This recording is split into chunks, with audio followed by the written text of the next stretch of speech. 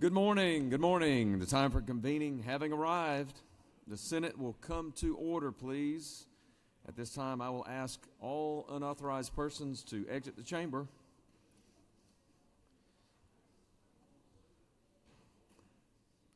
I'd like to recognize the very distinguished and very dapperly dressed senator from the 6th. Well, good morning, Mr. President. You look a little different today. Hair's a little lighter, but looking good, looking good. Mr. President, we got some fine pages here from all over this great state, and they are challenging me today with pronunciation, so we are going to see how I do. Out of Dallas, Georgia, we have Loni and Ajurere Abadunran. They're sisters, by the way. We've got Namasvi Bhatt from Ackworth. We have Jackson Brock from Kennesaw. Maya Edmondson from Lake Spivey. Matilda Fairley from Decatur. Trevor Fox from Atlanta. Out of Cumming, Jackson Galt. Out of Atlanta, our very own Senator Halpern's son, Nathaniel Halpern. From Kathleen, we have Lily Hardy. From Roswell, Michael Herger. From Bremen, Stella Hightower. Out of Marietta, James Hong. Then we have Leah Johnson from Ellabelle, Bryan County, that is. From Tucker, we have brother and sister Yusuf and Usma Naviwala from Tucker. Out of Atlanta, Lucy Parker. From Brookhaven, Whitney Pittman. From Kennesaw, Mason Ringsrud and Preston Solling. From Marietta, we have Zoya and Zaina Syed, also siblings. And from McDonough, we have Molly Vigil, whose sisters were here with us yesterday. So, ladies and gentlemen, members of this great body, y'all give these pages a big round of applause. We appreciate y'all being here to help us do the people's business in the Georgia State Senate. Mr. President, this journal has been read and found to be correct. Thank you, Senator. We needed to hear that, and thanks for giving that to us this morning. Is there objection to dispensing with a reading of the journal? The chair hears none, and the reading of the journal is dispensed with. Is there objection to the confirmation of the journal? The chair hears none, and the journal is confirmed. All senators who have bills or resolutions to introduce, please bring them to the Secretary's desk at this time. Let's move on now to the first reading and reference of Senate bills and resolutions. Mr. Secretary. Senate Bill 257 by Senator James of the 28th, bill to be entitled an act to amend Chapters 2 and 3 of Title 49 of the Official Code of Georgia Annotated related to the Department of Human Services and County and District Departments, Boards. Children and families. Senate Bill 258 by Senator James of the 28th, a bill to be entitled an act to amend Title 31 of the Official Code of Georgia Annotated related to Health and Human Services. Senate Bill 259 by Senator Brass of the 6th and others, bill to be entitled an act to amend Chapter 11, Title 15 of the Official Code of Georgia Annotated related to Juvenile Code. Children and families. Senate Bill 260 by Senator Williams of the 25th and others, bill to be entitled an act to amend Chapter 7, Title 50 of the Official Code of Georgia Annotated related to Slogo General. Senate Bill 261 by Senator Harburn of the 16th and others, bill to be entitled an act to amend Chapter 25, Title 47 of the Official Code of Georgia Annotated related to retirement. Senate Bill 262 by Senator Halpern of the 39th and others, bill to be entitled an act to amend Chapter 24 of Title 33 of the Official Code of Georgia Annotated related to insurance and labor. Senate Bill 263 by Senator Mallett II and others, bill to be entitled an act to amend Code Section 20-8-5 of the Official Code of Georgia Annotated related to law enforcement. Public safety. Senate Bill 264 by Senator Goodman of the 8th and others, bill to be entitled an act to amend Chapter 3 of Title 38 of the Official Code of Georgia Annotated related to emergency management so as to provide to the creation. Public safety. Senate Bill 265 by Senator Still of the 48th and others, bill to be entitled an act to amend Title 33 of the Official Code of Georgia Annotated. Insurance and labor. Senate Bill 266 by Senator Estevez of the 35th and others, a bill to be entitled an act to amend Article 11 of Chapter 3 of Title 20 of the official code of Georgia annotated. Finance. Senate Bill 267 by Senator Estevez of the 35th and others, a bill to be entitled an act to amend Article 3 of Chapter 18 of Title 45 of the official code of Georgia annotated. Insurance and labor. Senate Bill 268 by Senator Robertson of the 29th and others, a bill to be entitled an act to amend Article 2 of Chapter 11 Title 16 of the official code of Georgia annotated related to offenses. Judiciary. Senate Bill 269 by Senator Hatcher of the 50th and others, a bill to be entitled an act to amend Chapter 3 of Title 37 of the official code of Georgia annotated related to examination, treatment, Health and Human Services. Senate Bill 270 by Senator Watson of the 11th and others, bills to be entitled an act to amend Chapter 2 of Title 21 of the official code of Georgia annotated related to elections. Ethics. Senate Bill 271 by Senator Islam Parks of the 7th and others, bills to be entitled an act to amend Chapter 2 of Title 21 of the official code of Georgia annotated related to elections and primaries. Ethics. Senate Bill 272 by Senator Kemp of the 38th and others, bills to be entitled an act to amend Article 1 of Chapter 7 of Title 44 of the official code of Georgia annotated related to Judiciary. Senate Bill 273 by Senator Wicks of the 34th and others, bills to be entitled an act to amend Chapter 4 of Title 34 of the official code of Georgia annotated related to a minimum wage so as to revise certain provisions. Insurance and labor. Senate Bill 274 by Senator Mangum of the 55th and others, bill to be entitled an act to amend Chapter 2 of Title 1 of the official code of Georgia annotated related to elections and primaries generally so as to Ethics. Senate Bill 275 by Senator Anderson of the 43rd and others, bill to be entitled an act to amend Chapter 10 of Title 43 of the official code of Georgia annotated. Regulated industries. Senate Bill 276 by Senator Eccles of the 49th and others, bill to be entitled an act to amend Code Section 49-4-148 of the official code of Georgia annotated. Insurance and labor.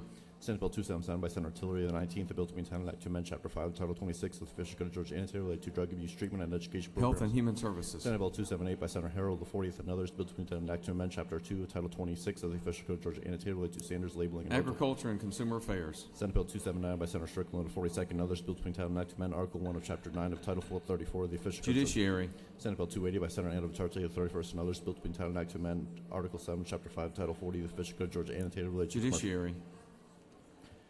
Senate Bill 281 by Senator Mallett of the 2nd, a bill to be entitled an act to create a Port of Wentworth Convention and Visitors Bureau authority to provide for a short time. Slow go. Senate Bill 282 by Senator Goodman of the 8th and others, a bill to be entitled an act to amend Part 2 of Article 15 of Chapter 1 of Title 10 of the official code of Georgia annotated. Insurance and labor. Senate Bill 283 by Senator Williams of the 25th and others, a bill to be entitled an act to amend Part 2 of Article 3 of Chapter 1 of Title 40 of the official code of Georgia annotated. Transportation. Senate Bill 284 by Senator Walker of the 20th and others, bill to be entitled an act to amend Chapter 5, Title 10 of the official. Banking and financial institutions. Senate Bill 285 by Senator Robertson of the 29th, a bill to be entitled an act to amend Article 12, Chapter 3 of Title 38 of the official code of Part 4. Retirement. Senate Bill 286 by Senator James of the 28th, a bill to be entitled an act to amend Titles 15 and 42 of the official code of Georgia annotated related to courts and penal institutions respectively. So Public safety. Senate Bill 287 by Senator Halpern of the 39th and others, bill to be entitled an act to amend Article 7 of Chapter 4 of Title 49 of the official code of Georgia annotated related to medical. Health and Human Services. Senate Bill 288 by Senator Islam Parks of the 7th and others, bill to be entitled an act to amend Code Section 31-9-6.1 of the official code of Georgia annotated related to disclosure of certain. Health and Human Services. Senate Bill 289 by Senator Islam Parks of the 7th and others, bill to be entitled an act to amend Article 1 of Chapter 10 of Title 45 of the official code of Georgia annotated related to codes. Government oversight. Senate Bill 290 by Senator Andrew Turkey of the 31st, bill to be entitled an act to amend Title 31 of the official code of Georgia annotated related to health so as to provide for the certification. Health and Human Services. Senate Bill 291 by Senator Gooch of the 51st and others, bill to be entitled an act to amend Code Section 40-2-86.1 of the official code of Georgia. Public safety. Senate Bill 292 by Senator Jones of the 10th and others, bill to be entitled an act to amend Part 2 of Article 5, Chapter 2 of Title 14 of the official code of Georgia annotated related to venue relative to Judiciary. Senate Resolution 265 by Senator James of the 28th, a resolution honoring the life of Mr. Samuel McCaw-Moon. Transportation. Senate Resolution 267 by Senator James of the 28th, a resolution honoring the life of Miss Anjaya Hill and dedicating. Transportation. Senate Resolution 282 by Senator Bearden of the 30th and others, a resolution creating a joint study committee on funding for next generation. Public safety. Senate Resolution 283 by Senator Beach of the 21st and others, a resolution creating a joint study committee on height restrictions. Transportation. Senate Resolution 284 by Senator Anna Vitarte of the 31st and others, a resolution honoring fall. And transportation. Senate Resolution 90 by Senator Islam Parks of the 7th and others, a resolution recognizing the need for culturally competent risks. Health and Human Services. Mr. President, that completes the order. Thank you. Let's move on to the first reading and reference of House bills and resolutions.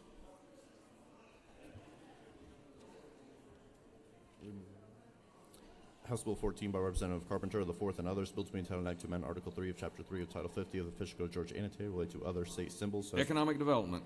House Bill 108 by Representative Bonner of the 73rd and others, bill to be entitled an act to amend Part 2 of Article 15 of Chapter 1 of Title 10 of the official code of Georgia. Veterans. House Bill 115 by Representative Petria of the 166 and others, bill to be entitled an act to amend Chapter 7 of Title 52 of the official code of Georgia annotated related to Natural Resources and Environment. House Bill 131 by Representative Reeves of the 99th and others, bill to be entitled an act to amend Article 5, Chapter 4 of Title 10 of the official code of Georgia annotated related to self-certification. Judiciary. House Bill 134 by Representative Camp of the 135th and others, bill to be entitled an act to amend Title 48 of the Official Code of Georgia annotated related to revenue and taxation. Finance. House Bill 156 by Representative Jones of the 25th and others, bill to be entitled an act to amend Chapter 1 of Title 6 of the Official Code of Georgia annotated related to general provisions relative to Transportation. House Bill 171 by Representative Thomas of the 21st and others, bill to be entitled an act to amend Part 1 of Article 3 of Chapter 12 of Title 16 of the Official Code of Georgia annotated. Judiciary. House Bill 172 by Representative Huddleston of the 72nd and others, bill to be entitled an act to amend Part 6A of Article 7, Chapter 3. Higher education. House Bill 176 by Representative Smith of the 18th and others, bill to be entitled an act to amend Title 5 of the Official Code of Georgia annotated related to appeal and errors. Judiciary. House Bill 208 by Representative Smith of the 70th and others, bill to be entitled an act to amend Code Section 40-2-86 of the Official Code. Public safety. House Bill 222 by Representative Blackman of the 146 and others, bill to be entitled an act to amend Article 3 of Chapter 6, Title 17 of the Official Code of Georgia. Judiciary. House Bill 233 by Representative Townsend of the 177th and others, a bill to be entitled an act to amend Article 3 of Chapter 3 of Title 50. Economic development. House Bill 253 by Representative Clark of the 100th and others, bill to be entitled an act to amend Chapter 11 of Title 15 of Article 1 of Chapter 9. For the children and families. House Bill 308 by Representative Clifton of the 131st and others, bill to be entitled an act to amend Title 40 of the Official Public Code. safety.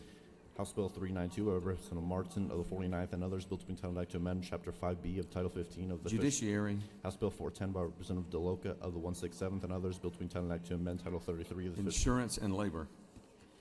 House Bill 414 by Representative Jones of the 25th and others, bill to be entitled an act to amend Chapter 5 Title 21 of the Official Code of Georgia annotated related to Senate ethics. House Bill 444 by Representative Silcox of the 53rd and others, bill to be entitled an act to amend Chapter 4 of Title 1. Natural resources. House Resolution 121 by Representative Camp of the 135th and others, the resolution recognizing Mr. John W. Mixon and State institutions and property. Mr. President, that completes the order. Thank you, Mr. Secretary. The Secretary will read reports of standing committees. Mr. President, the Senate Committee on Finance has had under consideration the following legislation and has instructed me to report the same back to the Senate with the following recommendation. Senate Bill 26 do pass, respectfully submitted, Senator Huffstetler of 52nd District, Chairman. Mr. President, the Senate Committee on Government Oversight has had under consideration the following legislation and has instructed me to report the same back to the Senate with the following recommendation. Senate Bill 117 do pass by committee substitute. Senate Bill 170 do pass by committee substitute, respectfully submitted, Senator Harbin of the 16th District, Chairman. Mr. President, the Senate Committee on Health and Human Services has had under consideration the following legislation and has instructed me to report the same back to the Senate with the following recommendation. Senate Bill 220 do pass by committee substitute. Senate Bill 233 do pass by committee substitute. Respectfully submitted, Senator Watson, the 1st District, Chairman. Mr. President, the Senate Committee on Interstate Cooperation has had under consideration the following legislation and has instructed me to report the same back to the Senate with the following recommendation. Senate Bill 62 do pass. House Bill 117 do pass by committee substitute. Respectfully submitted, Senator Moore of the 53rd District, Chairman. Mr. President, the Senate Committee on State and Local Governmental Operations General has had under consideration the following legislation and has instructed me to report the same back to the Senate with the following recommendation. Senate Bill 151 do pass. Senate Bill 252 do pass. Respectfully submitted, Senator Dixon of the 45th District, Chairman. Dear Mr. Secretary, pursuant to Senate Rule 2-1.6, I hereby give notice I will introduce a minority report to be read along with the majority report of Senate Bill 151, which was passed by the Committee on State and Local Governmental Operations on Wednesday, February 26, 2025. Sincerely, Senator Mallow. Mr. President, the Senate Committee on State and Local Governmental Operations has had under consideration the following legislation and has instructed me to report the same back to the Senate with the following recommendation. House Bill 73 do pass. House Bill 226 do pass. House Bill 380 do pass. House Bill 396 do pass. House Bill 412 do pass. Respectfully submitted, Senator Dixon of the 45th District, Chairman. Mr. President, the Senate Committee on Transportation has had under consideration the following legislation and has instructed me to report the same back to the Senate with the following recommendation. Senate Resolution 8 do pass by substitute. Senate Resolution 231 do pass. Respectfully submitted, Senator Dolezal of the 27th District, Chairman. Mr. President, that completes the order. Thank you, Mr. Secretary. Let's now read the bills and resolutions for a second time. Senate Bill 29 by Senator Williams of the 25th and others, DNA sampling, collection and analysis, collection of DNA samples of individuals arrested for the commission of a felony at the time of such individuals are booked or otherwise processed by a detention facility provide. Senate Bill 31 by Senator Dolezal of the 27th and others, income taxes, all income received as retirement benefits derived from service in the armed forces of the United States or the reserve components exempt from taxation. Senate Bill 34 by Senator Huffstetler of the 52nd and others, Public Service Commission costs incurred by an electric utility as a result of providing electric services to commercial data centers from being included in any rates prohibit. Senate Bill 74 by Senator Burns of the 23rd and others, harmful materials to minors, exemptions for libraries and librarians from provisions of Code Section 16-12-103, repeal. Senate Bill 109 by Senator Harbison of 15th and others, life insurance, a policy of group life insurance from excluding or restricting liability for certain deaths occurring while an individual is an active duty service member, prohibit. Senate Bill 145 by Senator Burns of the 23rd and others, Augusta Judicial Circuit, a 6th judge of the Superior Courts, provide. Senate Bill 147 by Senator Rett of the 33rd and others, correctional institutions of state and counties, consent for the release of certain criminal history, vocational, and educational information for inmates upon release, provide. Senate Bill 149 by Senator Hickman of the 4th and others, tuition equalization grants at private colleges and universities, definition of approved schools, provides. Senate Bill 152 by Senator Doles of the 27th and others, Georgia Promise Scholarship Act, the biological or adopted children of individuals who are foster parents and meet certain conditions shall qualify for Promise Scholarship accounts, provide. Senate Bill 153 by Senator Hatch of the 50th and others, Fisher Go to Georgia annotated, revise, modernize, correct errors or omissions in, and reenact the statutory portion of said code. Senate Bill 162 by Senator Huffstetler of 52nd and others, Georgia Composite Medical Board, implement an automated credentializing system for healthcare providers in the state, provide. Senate Bill 163 by Senator Moore of the 53rd and others, Brady Law regulations, standards for bringing an action against the government for an unauthorized act relating to regulation of weapons, revised. Senate Bill 173 by Senator McLaurin of the 14th and others, pleading to motions, movements to file notices of uncontested motions in superior courts and state courts, authorized. Senate Bill 175 by Senator Robertson of the 29th and others, election primaries, use of ranked choice voting, prohibit. Senate Bill 177 by Senator Anna Vitarte of the 31st and others, government transparency and campaign finance, transparency in foreign-funded political activities within the state, provide. Senate Bill 180 by Senator Dixon of the 45th and others, high-demand apprenticeship program, opportunities for apprenticeship sponsors to enter into apprenticeship program contracts with State Board and the Technical College System of Georgia, provide. Senate Bill 182 by Senator Halpern of the 39th and others, Georgia Music Office and Music Ready Communities Act, enact. Senate Bill 185 by Senator Robertson of the 29th and others, correctional institutions of state and counties, use of state funds or resources for certain treatments for state inmates, prohibit. Senate Bill 191 by Senator Still of the 48th and others, employment security, certain notice provisions relating to benefits and appeals, revised. Senate Bill 193 by Senator Brass of the 6th and others, State Board of Technical College System of Georgia, established the Adult Workforce High School Diploma Program, authorized. Senate Bill 195 by Senator Huffstetler of 52nd and others, pharmacists are authorized to dispense pre-exposure prophylactics and post-exposure prophylactics under certain conditions, provide. Senate Bill 199 by Senator Watson, 11th and others, State Ethics Commission shall not accept or reject complaints made against candidates 60 days prior to an election, provide. Senate Bill 212 by Senator Still, the 48th and others, Quality Basic Education Act, disclosure of public student directory information to political candidates or persons or groups acting on their behalf, prohibit. Senate Bill 218 by Senator Robertson of the 29th and others, Prosecuting Attorneys Qualifications Commission shall be assigned for administrative purposes only to the Administrative Office of the Courts, provide. Senate Resolution 247 by Senator Gooch of the 51st and first and others, Loeffler Kelly, commend. House Bill 92 by Representative Blackmon of the 146 and others, revenue taxation, postponed date by which local governing authorities can opt out of base year homestead exemption. House Resolution 97 by Representative Green of the 154th and others, property conveyance of certain state-owned property, authorized. House Resolution 98 by Representative Green of the 154th and others, property granting of non-exclusive easements, authorized. Mr. President, that completes the order.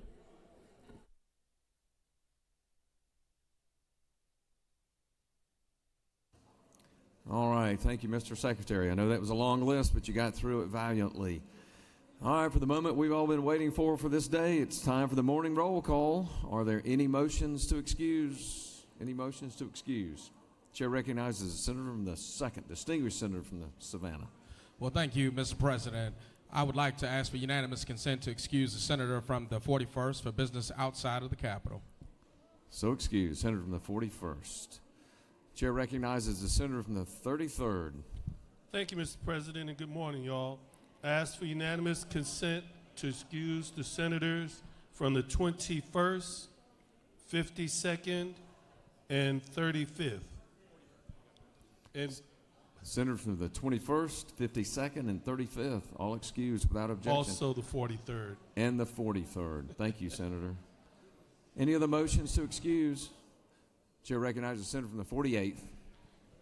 Good morning, Mr. President. Good morning to you, sir. I ask unanimous consent to please excuse the senators from the 47th and 49th. Senators from For the business inside the 47th and 49th without objections. Any other motions? Senator from the 6th, do you wish to? Senator from the 6th, do you wish to speak? Senator from the 6th, do you wish to speak? On the motions to excuse? All right, very good. Any other motions to excuse? All right, the senators from the 41st, the 21st, the 52nd, 35th, 43rd, 47th, and 49th are excused without objection for business outside the chamber. All right, the secretary will now call the roll of the senators. Please signify your presence by voting the yay switch. The secretary will now unlock the machine.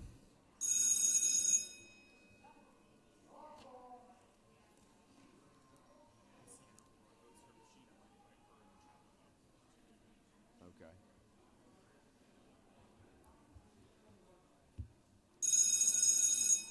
Where is she?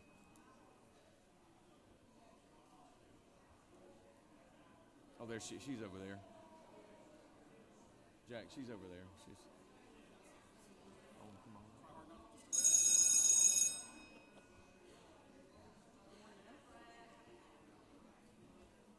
Good morning. Yes, ma'am. I'm going to introduce you to my pastor, Hey. Terrence Strauss, Reverend Strauss. John Kennedy. Hi. Very nice to meet you. Thank you for being with us. Thank you so much for having Great. me. Glad to have you. Thank you so much. We'll introduce you in just a moment. Oh, and we'll need, she's going to have that lift. Okay. So we can, that makes sense because we'll just Is that work okay? around it. Yeah. All right. Yes, ma'am. Good. There we go.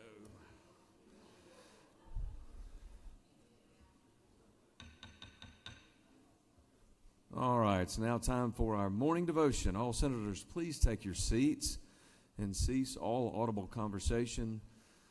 Doorkeepers, please secure the chamber at this time.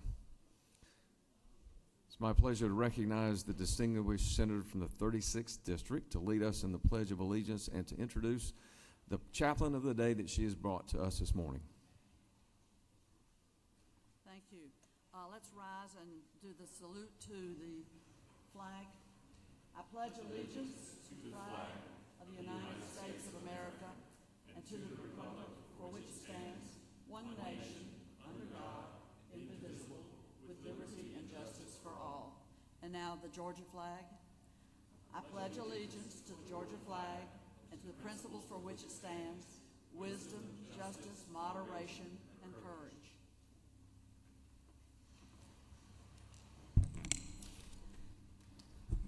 Good morning. It's my honor, colleagues, to bring to you today the pastor of my church who leads our congregation at the Unitarian Universalist Congregation of Atlanta, here in Atlanta, and really kind of the Unitarian Universalist Cathedral for the southeastern United States is one of the larger congregations. Reverend Terrence Strauss came to us in 2017.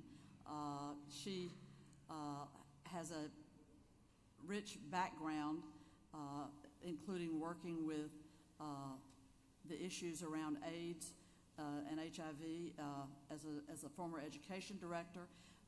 She pursued her divinity degree at Union Theological Seminary, and that was in 2015. Of course, that is the seminary that our Senator Reverend Raphael Warnock attended as well for his divinity degree. She was born in Illinois, but soon came on down to the South and spent her active teen years in Knoxville, Tennessee, and as a part of the Unitarian Universalist church in that city. We were gifted with her leadership. She's an inspiring pastor who came on board with us in 2017 as a senior minister at UUCA here in Atlanta. She has led the church to purchase and renovate and modernize a wonderful church on North Druid Hills Road. We are beating all the numbers on the money that's raised to pursue this ministry and our membership. She's a dear personal friend of mine and someone who is very stalwart in focusing on faith-based advocacy and social justice initiatives and public policy, a close watcher of public policy here in Georgia. She has created an incredible, beloved community, rejuvenated and brought back people and won new people to the Unitarian Universalist congregation. and she's fondly known by the congregants in our church as Reverend Taryn. Reverend Taryn Strauss is her full name, and I'd like to have you welcome her for our message from our chaplain of the day. Reverend Strauss? Thank you so much.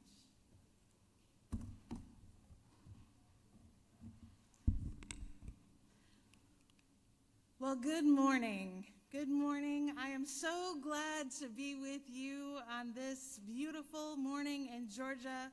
And I want to thank Senator Kennedy and Senator Nan Orrock for inviting me to share a word, a prayer, and hopefully a blessing upon you today. And I want to also shout out to some of my congregation who is up there supporting this moment. So yes, I'm Reverend Taryn Strauss, Senior Minister of the Unitarian Universalist Congregation of Atlanta. Now, if I had been on our denomination's marketing team in the 16th century, I might have chosen a shorter name for us than Unitarian Universalists. It's a little difficult to remember, but our belief system is simple. We believe in the power of deeds, not creeds. We believe everyone has a trustworthy relationship with the divine by any name, and we honor that each religious tradition holds a sacred truth. So, what that means is that we are able to travel far beyond biblical scripture for the sources of inspiration. And so today I am using our Georgia State motto and pledge that we all spoke just a few minutes ago as our source text for our devotional this morning. That is wisdom, justice, and moderation. And I understand that in 2022, you added a fourth word to that pledge, which is courage. That's right. There is an ancient story from the Sufi Muslim tradition about a man who is so good, he is noticed by the angels who ask God to give him the gift of miracles. God tells the angels to ask the man which gift he desires. So the angels visit this good man and offer him miraculous powers. He refuses them all. They insist he choose a gift or they will choose one for him. Very well, he replies. I ask that I may do a great deal of good without ever knowing it. Perplexed, the angels take counsel and so resolve that every time the saint's shadow falls behind him, it will have the power to cure disease, soothe pain, and comfort sorrow. As he walks behind him, his shadow causes withered plants to bloom, clears polluted streams, heals sick children, frees the captives, brings joy to the woeful. The saint, all he does is simply goes about his daily life, diffusing virtue as the stars diffuse light and the flowers scent without ever being aware of it. The people of his village respect his humility and follow him silently, never speaking to him about his miracles. Soon they even forget his name and simply call him the Holy Shadow. You can get a lot of good done in this world if you don't care who gets the credit. So I ask you this morning, Senators, what is the holy shadow you wish to cast behind you in your work here in the Capitol? One of our most well-known Unitarian writers and theologians, Reverend Dr. Rebecca Parker, reminds us that each day we are given, we face a choice to either bless or curse the world. Today, and throughout the remainder of this session, I implore you to choose to bless your corner of this world which is our great state of Georgia. Returning now to our state motto and pledge, may you choose to bless the world with wisdom. Last time I was here, I didn't specify exactly what wisdom might be calling you to do, and today I will. May you bless Georgia's children with the very best public education in the nation. May we have the highest paid teachers in our country. Now, I have twin boys in public elementary school. They're 9 years old, so I've got some skin in the game here.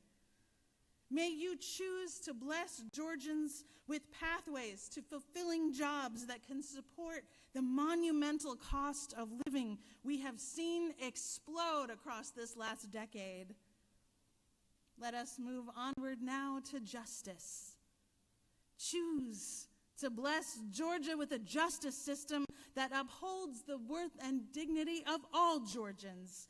That's women who are survivors of domestic and sexual violence. That's members of our lesbian, gay, bisexual, transgender, and queer community who are experiencing a spike in violent hate crimes. That's people who are currently unhoused. That's formerly incarcerated Georgians and those who we have welcomed here as immigrants who enrich our state with diversity and make valuable contributions to our workforce and our culture here in Georgia. Moving onward to moderation. Choose to bless Georgia with laws that are grounded in our shared humanity. And in that great commandment from Leviticus 19:18, and again in the book of Matthew, that especially in our beautiful state, from Stone Mountain to Columbus to Brunswick, that this is a place where we treat our neighbors as ourselves. Because we are all a community of neighbors here. When storms hit or when the rivers rise, we will not ask our neighbors' political affiliation before we throw a life raft and bring each other to safety. And similarly, likewise, we will not allow our transgender neighbors nor our immigrant neighbors to be terrorized or harassed by state laws that are treating them as criminals simply for existing. Together, strengthened by the diversity that God has created in us, you can cast a holy shadow of good works. Which brings me to the final point. I have heard in these chambers that some of you have really begun to add a hearty courage to our state motto as you've begun to live into it. So let's get into it. Courage. Yes, choose to bless this state with your courage. Choose to bless Georgia with courage to stand and vote against fascism and root it out wherever it might try to arise, ready to strip Americans of their fundamental rights to life, liberty, and the pursuit of happiness. Cast a courageous shadow behind you and build a state where all of us are free to flourish, thrive, learn, to work, serve, and support our communities. My friends, now in the spirit of wisdom, justice, moderation, and courage, I invite you now to join me in prayer.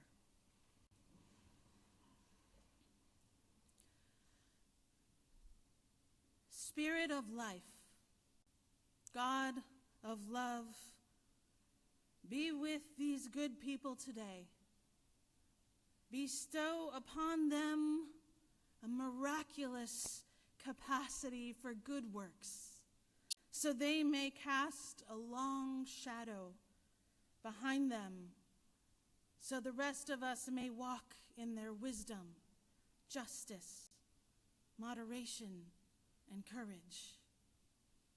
Shine the light of empathy upon them, O God, so they may serve all their citizens, knowing deeply that they are all neighbors. God, give them the moral imagination to build a more beautiful state, protecting our natural landscapes and our most vulnerable citizens, so that all people in Georgia can enjoy the freedom to flourish. They will need their courage today, O God, to fight the rising tide of fascism. They will need their moderation to respectfully engage one another.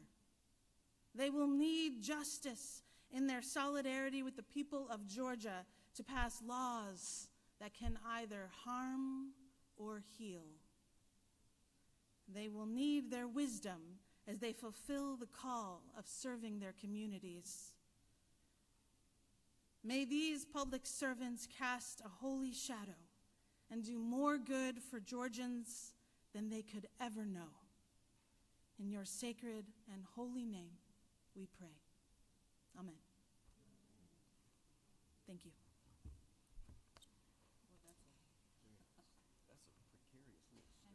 I know it's not much. Yeah, that's right. The footprint is tiny. I just did not know. Great. Thank you so much. Thank you so much for having me. Best of luck in your work.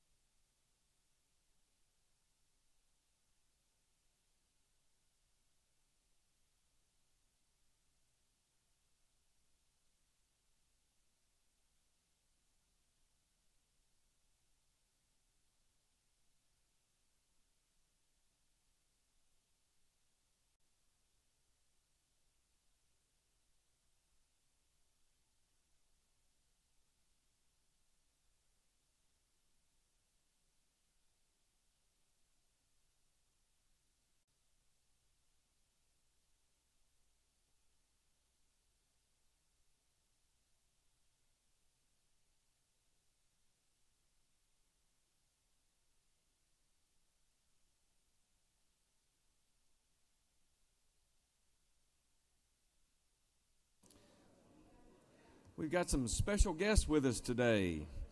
Will the Secretary please read a resolution? Senate Resolution 248 by Senator Wicks to the 34th and others, a resolution honoring the life and memory of Charles Person and for other purposes.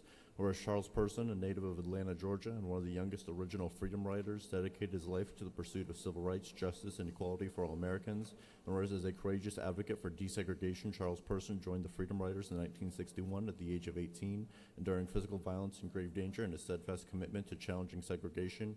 And whereas after his involvement with the Freedom Riders, Charles Person continued his lifelong dedication to education, mentorship, and preserving the legacy of the civil rights movement. And whereas Charles Person passed away on January 8th, 2025, leaving behind an enduring legacy. Now therefore be it resolved by the Senate that the members of this body posthumously honor Charles Person for his extraordinary contributions to the civil rights movement and his unwavering dedication to creating a more just and equitable society.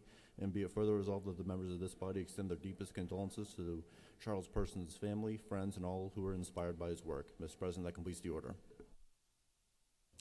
Thank you. Is there objection to the adoption of the resolution? And the chair hears none, and the resolution is adopted. I'd like to call upon our distinguished senator from the 34th to introduce her very special guest with us.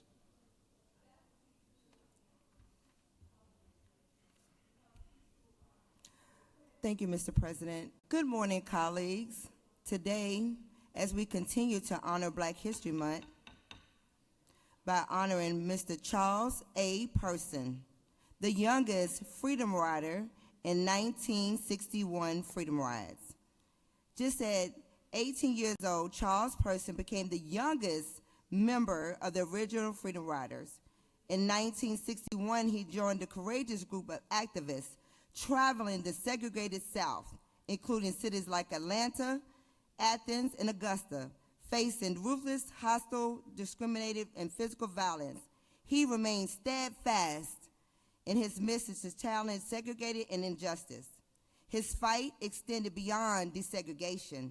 He was dedicated himself to advocating for equality, education, and mentoring further generation in pursuit of justice and equality.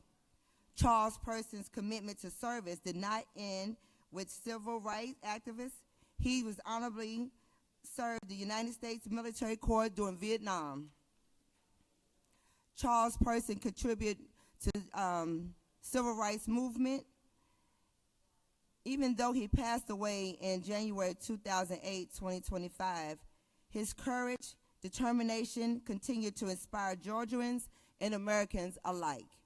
Today, I am pleased to welcome his family to Georgia State Senate and promotions honor George Person for his extraordinary selfless contribute to civil rights movement, our country, and our states.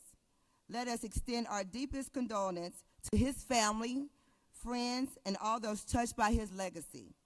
More importantly, let us continue our commitment to uphold the value and the principles for his brave and our forever loan to our Black history.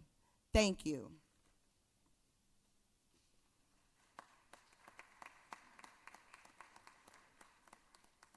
Thank you. We are grateful for this honor of my father, Charles Person, by Senator Wicks. He and my mother recently moved to Fayetteville, Georgia in 2022. Actually, we didn't know he was a freedom rider until we took a family trip to the Birmingham Civil Rights Institute in 1997. Pop signed the registry book and wrote Freedom Rider by his name, which led to an interview by the Atlanta Journal-Constitution. And in this interview, he stated, "The kids kind of clung to me as we saw him in the clips." This was the revealing of his big secret. After that, we took advantage of using him as a Black History Month project, using him to speak to our class for a guaranteed A. He continued to show us life lessons over a game of chess or while making his famous barbecue or ice cream. He was a veteran of the United States Marine Corps. He was a loving father, a loving husband, a proud father, brother, cousin, and uncle. But to the world, he was a civil rights icon and legend that continued his work until his death of the Freedom Riders Training Academy, which launched earlier this month. He definitely left a mark on the world. He was a gentle giant with a big heart. He was proud of his accomplishments and remained humble. The Person family knows this is not the end of his legacy, just the beginning. Thank you.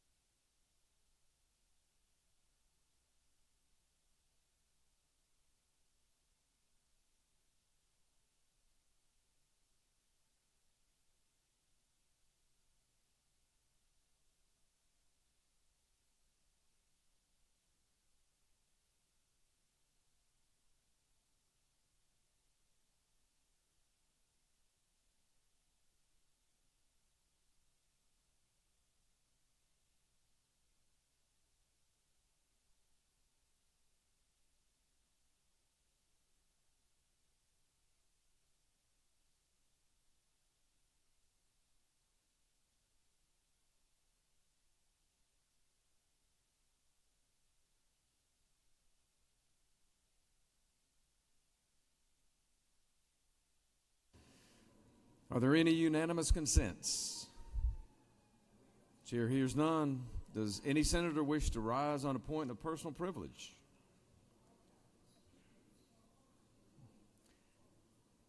All right, Chair recognizes the senator from the 38th for a point of personal privilege.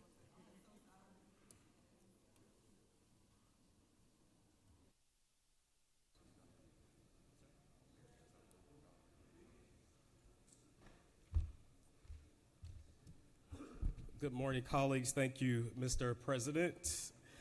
The 5th Annual Black Male Educator Appreciation Day recognizes the positive impact and influence of black male educators, teachers, and fathers in the state of Georgia. This event was started by Georgia educators Jason B. Allen, his students, and Griffin Spalding Board of Education Chairman R. Centel Brown, and former State Representative Valencia Stovall. This day was designed to celebrate the involvement and impact of black male educators and fathers in our schools and communities. We acknowledge and honor the contributions of the following black male educators in our schools and communities in the state of Georgia and honorees of this year's celebration. We have some educators in the gallery. We ask that you please stand and be recognized by our colleagues here in the Senate.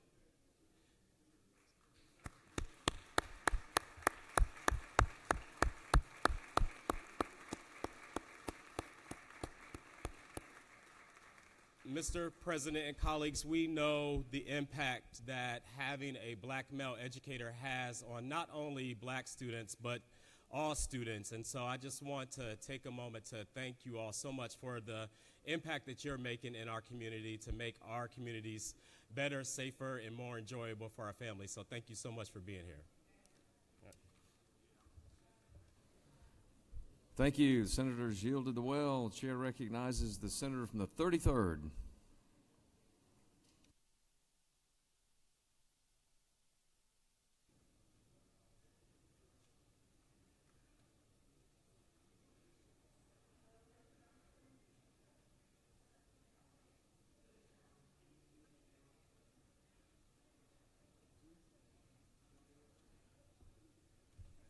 Thank you, Mr. President, my fellow senators, colleagues, friends, and y'all.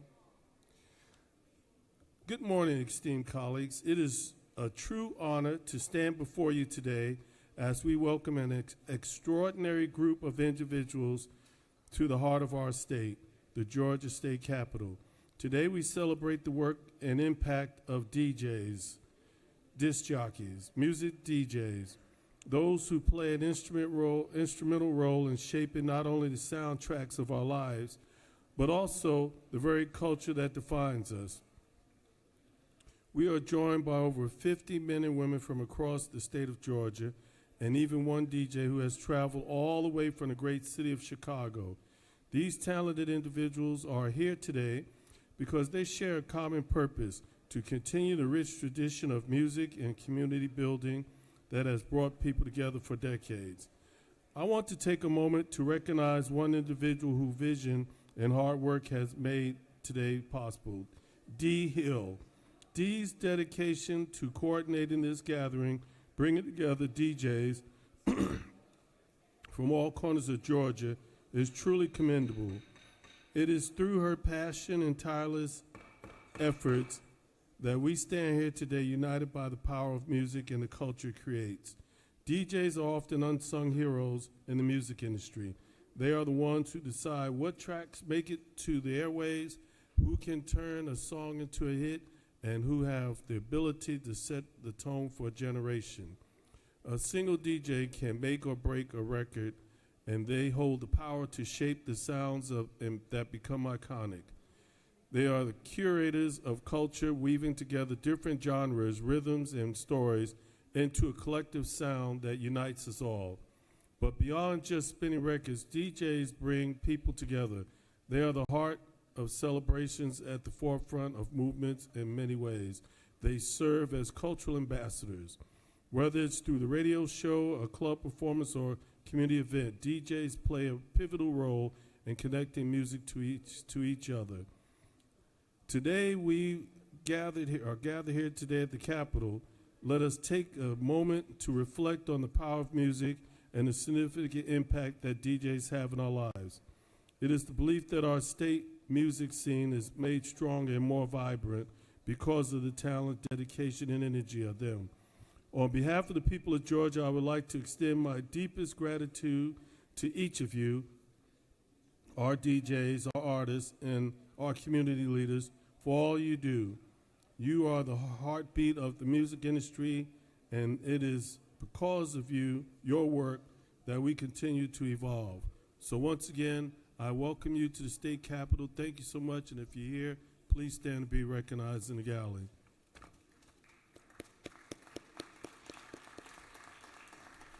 I yield the well, Mr. President. Thank you, Senator. Senators yield to the well. The chair recognizes the distinguished senator from Columbus, the senator from the 29th.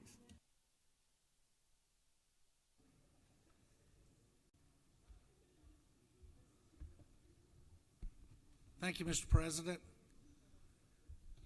Colleagues, I'm sure I've been here 7 years now, and I'm sure some of you may have experienced an opportunity after 7 years or longer where you look back on a vote that you made and you realize that knowing what you knew now, you probably would not have made that vote.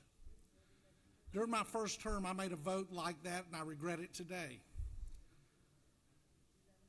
I voted to allow cannabis, marijuana, CBD oil, whatever you want to call it, to be used to treat small children. And at the time I gave that vote, I stood in this well and I said, I'm going to do this while my heart ached, because I knew that within 2 or 3 years, adults would be crawling over sick children in order to get themselves CBD, marijuana, cannabis, whatever you want to call it. And I so bad wanted to be wrong, but I was absolutely right. And I regret that vote. I see legislation moving through this building today. We've seen it last year. Myself and the senator from the 32nd fight at every opportunity we have, pushing back on this stuff. But I want to be honest with you. A lot of you have read about marijuana, read about cannabis, and all this other good stuff. There's several of us in this room. The senator from the 1st, the senator from the 32nd, myself, and the senator from up in the mountains who have seen the actual effects of it. So if you want to expand our prison system, expand marijuana use.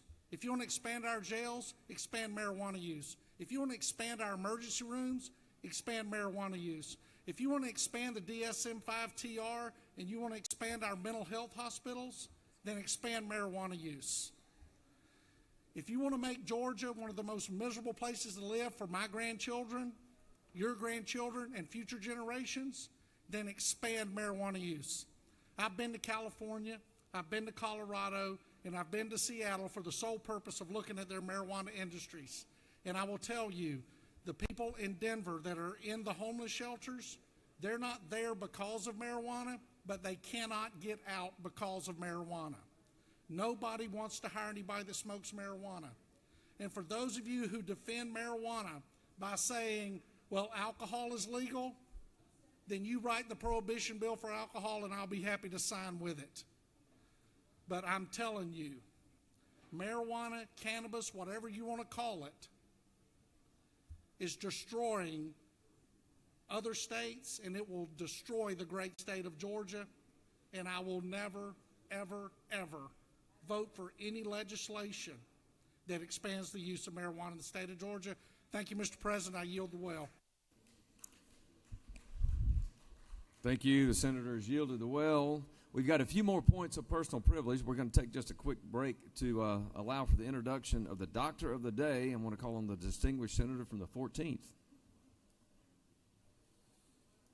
Thank you, Mr. Pro Tem. As always, I'm excited to stand before you today representing the undisputed medical capital of Georgia, District 14. Today it's my honor to introduce to you Dr. Matthew Keaty. He's an associate professor of emergency medicine at the Emory University School of Medicine.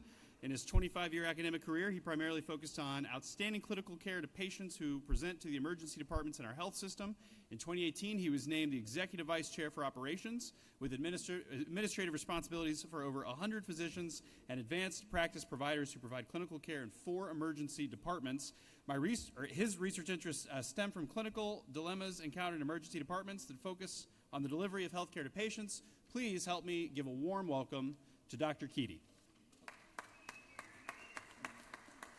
Thanks, everyone, for your service to the state of Georgia. We appreciate it. And come visit us down in the health clinic if you need it. The flu and COVID's been going around. Also want to thank, we've got a medical student with us from PCOM.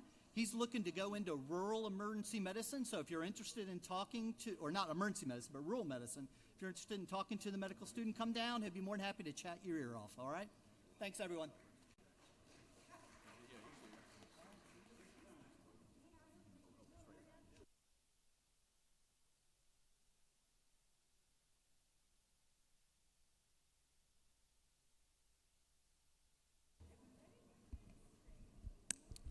I see one of our former members in the chamber today, Mr. Dr. Senator Lester Jackson. Lester, let's give Lester a big round of applause. Savannah, Georgia's pride and joy. I tell the senator from the second he's got some big shoes to fill. The senator, you did a good job. I enjoyed serving with you. The years you and I served together. Glad to have you here. Recognize the senator from the 28th for a point of personal privilege.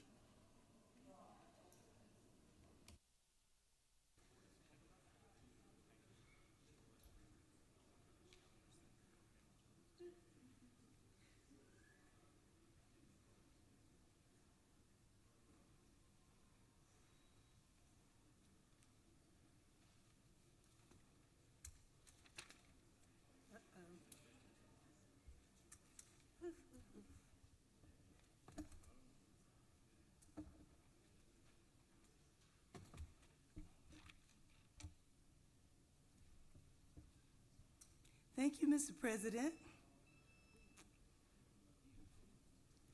It's Autism Day at the Capitol. And we need to alert everyone about autism.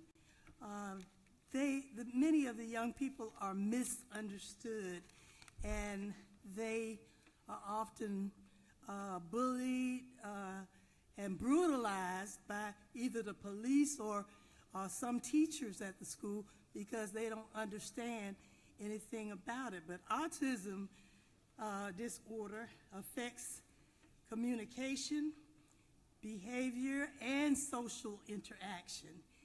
And it's estimated that here in Georgia, 1 in every 36 children has autism. There are more than 16,668 children who have autism in the country, in the United States. So we need to recognize them, and they're likely to be diagnosed incorrectly or not at all. Many of the young people are 8 years old, or 6, 7, 8 years old, and just starting school because they're nonverbal. They finally test them.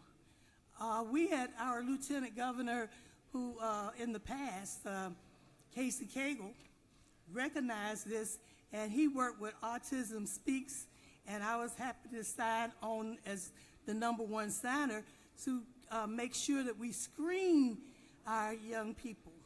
So the insurance companies now screen them up until 8 years old, but next year we're going to ask that it goes up to 12 because many of them don't know until they're 9 or 10 that something is wrong. So anyway, today I got this T-shirt on, and on the back it says to support Senate Bill 211 and House Bill 465.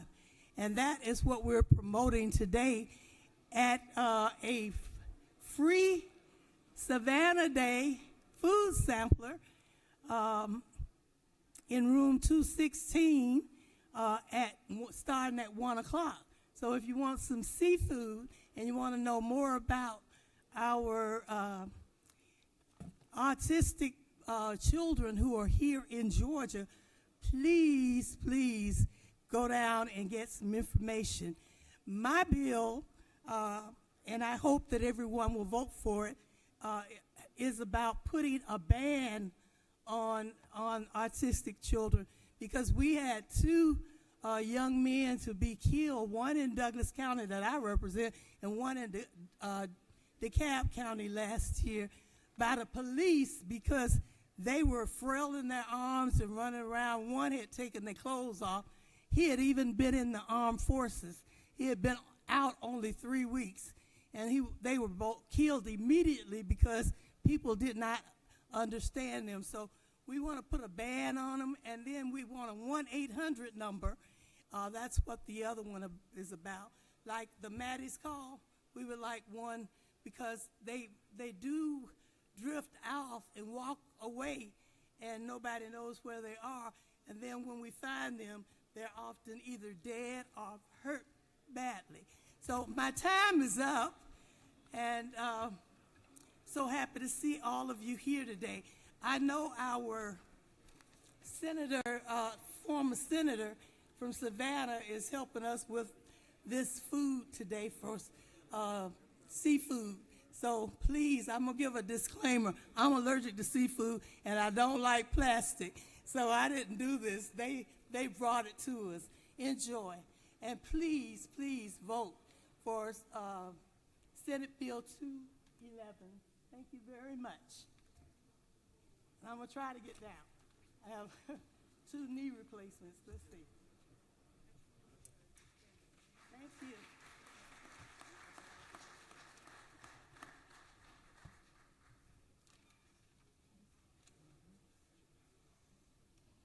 Thank you, Senator. Greatly appreciate that.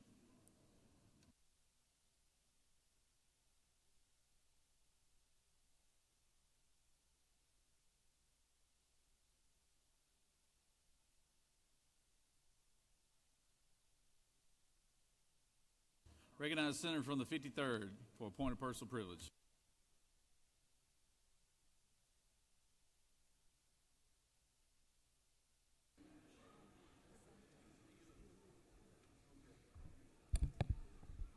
Hey, thank you, Mr. President. Members of the Senate, as President Donald Trump's floor leader, I know many of you listen to everything that President Trump says, and you may have noticed a week or two ago, President Trump asked for paper ballots, and have a piece of legislation that accomplishes that very thing. It will be on my desk back there if anybody would like to sign it. Democrats or Republicans, remember it was 2019 that Democrats were advocating for paper ballots. So I hope you'll, go back to those ways of 2019 and we can all have fair and free elections. Thank you, Mr. President.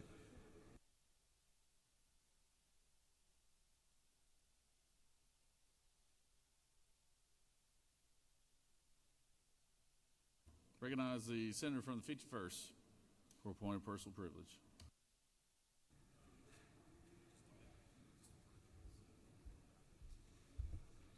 Thank you, Mr. President. Today is Airport Association Day in Georgia. When we think about airports here in Georgia, we think about Hartsfield International. But in fact, there are 95 general aviation airports located in the state of Georgia. These airports are engines of economic growth, connecting communities and fueling industries such as technology, manufacturing, distribution, tourism, and agriculture. The economic development spurred by these facilities is remarkable. Together, they generate $73.7 billion in annual economic activity, providing more than 450,000 jobs, representing $20.2 billion in payroll to hardworking Georgians.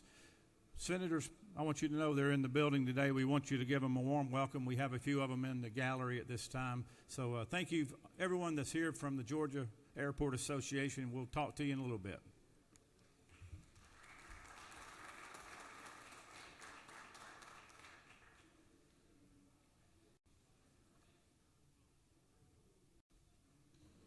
Recognize the Dean of the Senate, Senator from the 15th.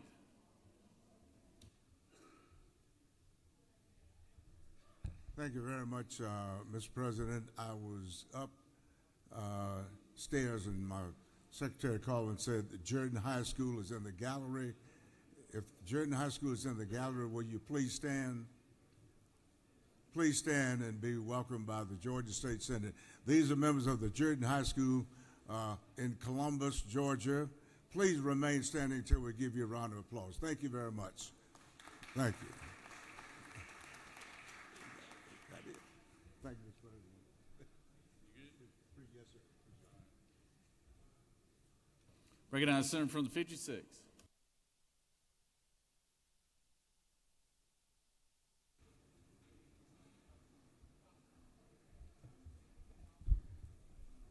Good morning, fellow senators. I rise with a heavy heart today. Someone who I knew and I served with, the Alpharetta Department of Public Safety. Police Detective Brian Smith lost his battle with cancer and has gone home to the Lord. Just over a month ago, he began to feel ill, and he was diagnosed just over a week with pancreatic cancer before he lost his life. Our heroes that serve us in our community and or abroad should be some of our most cherished. And Mr. President, if it's okay, I'd like to ask for a moment of silence for Alpharetta Police Detective Brian Smith. If the Senate could stand at attention, senators requested a moment of silence. Amen. Thank you. Amen.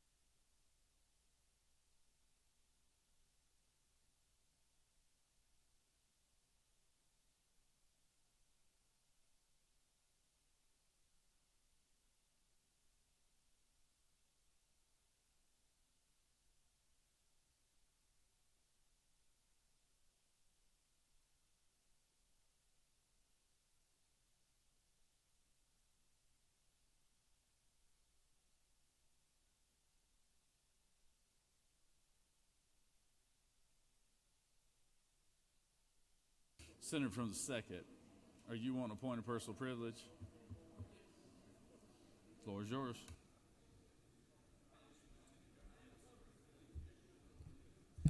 Thank you, Mr. President.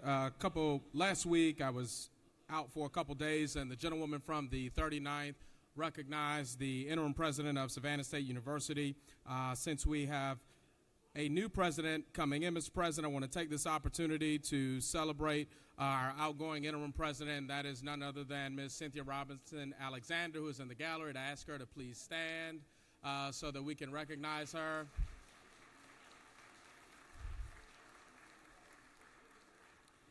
She has done a remarkable job at Savannah State University, from touching her feet on our campus, has led us to a growth in enrollment, to sustained enrollment management. She's worked to reduce our deficit, balance our budget, has done a great work, and I just want to celebrate Ms. Cynthia Robinson Alexander for her time at the Savannah State University and for all that she has done for Georgia's oldest and first public HBCU. Kudos to you, President Robinson Alexander. We thank you for your service to the state. Again, our outgoing president, Ms. Cynthia Robinson Alexander. Thank you so much, Mr. President. I yield the well.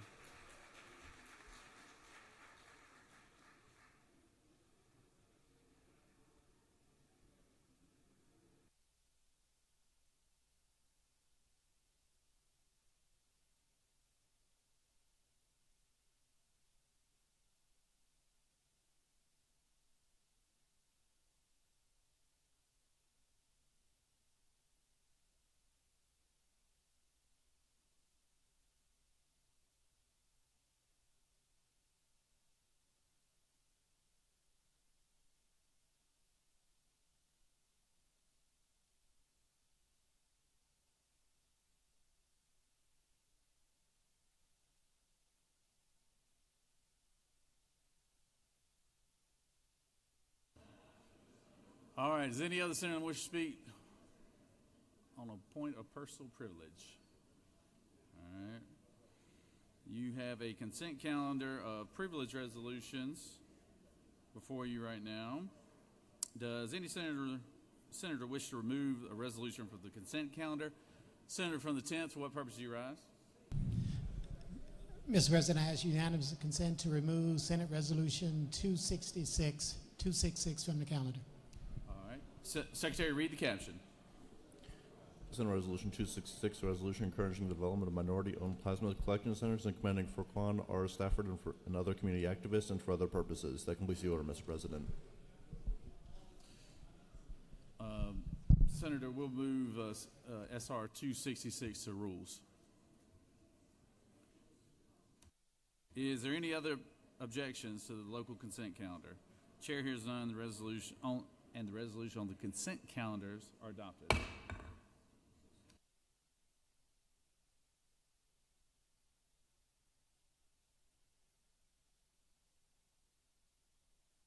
Are there any motions to withdraw or commit?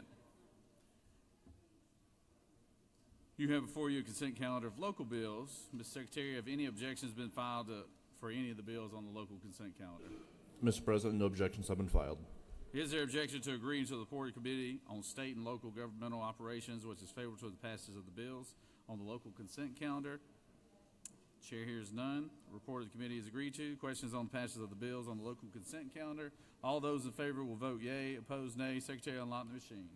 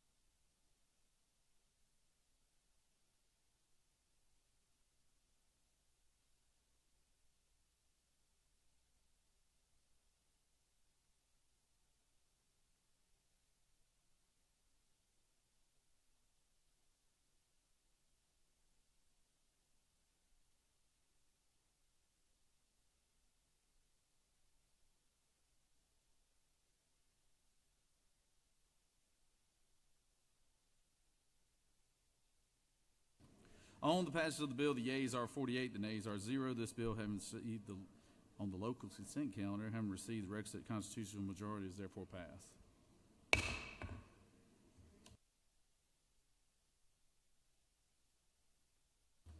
Recognize the Majority Leader for a motion. Thank you, Mr. President. I move that Senate Bill 141 be engrossed at this time. Secretary, read the caption. Senate Bill 141 by Senator Hatch of the 50th and others, bills being titled Act to amend Title 48 of the Official Code of Georgia annotated related to revenue and taxation so as to extend the appeal and protest period from 30 days to 45 days for tax assessments, to clarify final determination language for federal income tax adjustments, to provide for related matters, to provide for an effective date and applicability, to repeal conflicting laws, and for other purposes. That completes the order, Mr. President.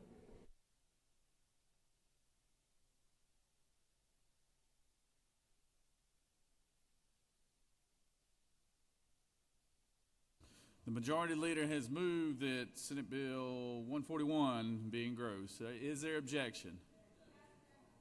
We've got an objection. Y'all want to do a raise of hands? You want it on the board? Sure call, Senator. You on the board? All right. All right. All those in favor of the motion will signify by saying aye. All opposed, no. Secretary, unlock the machine.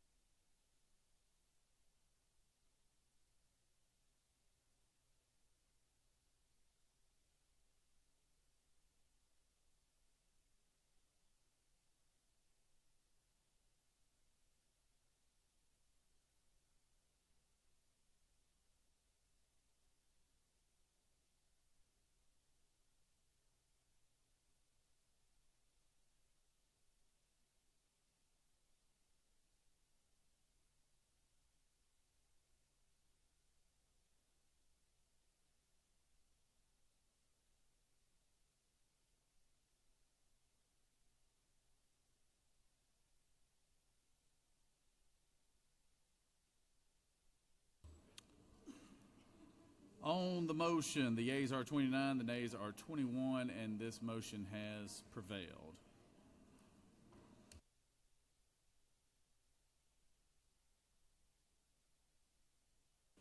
Moving on to the rules calendar.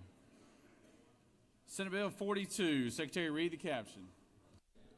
Senate Bill 42 by Senator Hatch of the 50th and others, bill to be entitled Act to amend Code Section 16-6-13 of the Official Code of Georgia annotated relating to penalties for violating Code Section 16-6-9 through 16-6-12 so as to repeal certain penalty provisions for the offense of prostitution, keeping a place of prostitution, pimping, and pandering, to provide for related matters, to provide for an effective date, to repeal conflicting laws, and for other purposes. Mr. President, the Senate Committee on Judiciary recommends that this bill do pass. Respectfully submitted, Senator Strickland, Chairman. That completes the order, Mr. President.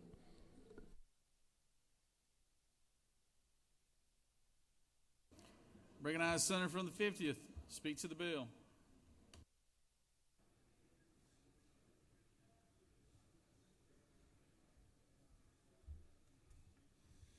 Thank you, Mr. President. Good morning, colleagues. Today I rise to bring you a bill on behalf of the First Lady, Senate Bill 42, building upon the First Lady and the Grace Commission's charge to bring awareness to and one day eradicate human trafficking in the state of Georgia. This bill seeks to remedy a rule of lenity issue currently in law regarding the penalty statutes associated with keeping a place of prostitution, pimping, and pandering, as well as human trafficking. At least 2 courts in Georgia have indicated that the conduct prohibited by Georgia's human trafficking statute is substantially similar to the conduct prohibited by the offense of keeping a place of prostitution, pimping, and pandering in regard to minor victims. This bill should clear that up. I want to thank the First Lady and all her hard work. This is the 10th piece of legislation that we've been able to bring before you in regards to human trafficking, and just ask for favorable consideration so that we can continue to complete the mission to eradicate human trafficking in the state of Georgia. And with that, Mr. President, I'm happy to yield for any questions. You have no questions, Senator. Does any other senator wish to speak for or against the measure? Chair hears none. Is there objection to the previous question being ordered? Chair hears none. The previous question is ordered. Is there objection to agreeing to the report of the committee which is favorable to the passage of the bill? Chair hears none. The report of the committee is agreed to. Is there objection to the main question being ordered? Chair hears none. The main question is ordered. The question is on the passage of the bill. All those in favor vote yea. All opposed, nay. Secretary, unlock the machine.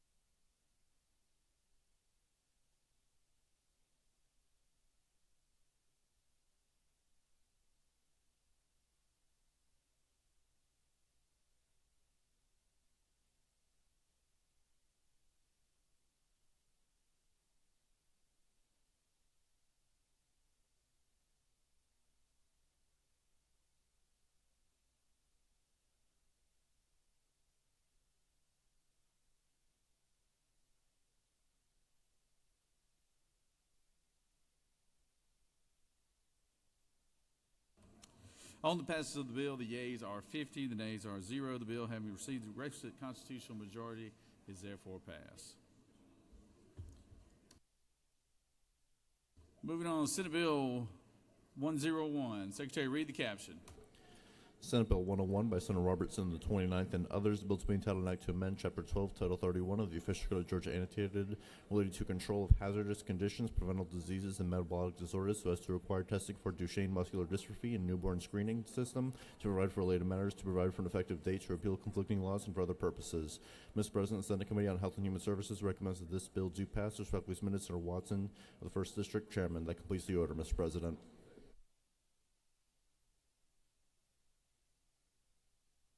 Recognize the Senator from the 29th.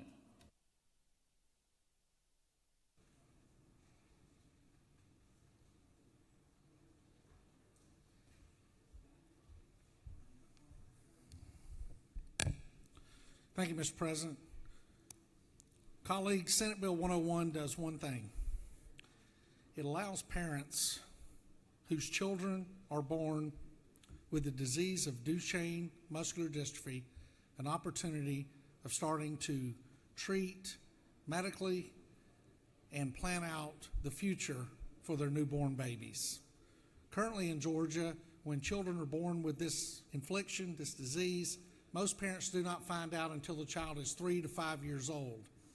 And only then do they find out after they've spent tens of thousands of dollars visiting doctors and specialists and other clinics, not only around Georgia, but to Columbus, Ohio, and other places where there are experts in muscular dystrophy that can speak to the disease that their child has. This disease is 100% fatal.